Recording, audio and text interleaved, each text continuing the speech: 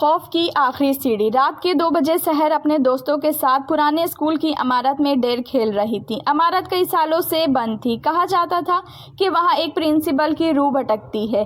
सहर को चैलेंज दिया गया, ऊपर की आखिरी सीढ़ी तक जाना है और वापस आना है, बस इतना ही। सहर ने मोबाइल की रोशनी जलाई, कदम कदम चली गई। सीढ़ियां नम थी, दीवारों पर पुरानी तस्वीर लटक रही थी।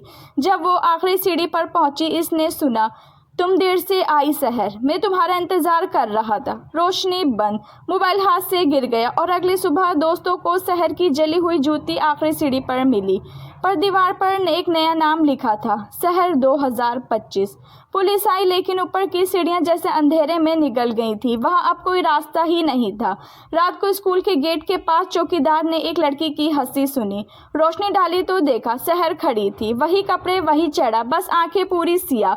इसने आहिस्ता से कहा, मैं वापस आ गई हूँ, मगर अब कोई मेरी जगह जाएगा। फिर धुन में गुम हो गई। अगली सुबह दीवार पर लिखा था, अगली रात तुम्हारी बारी।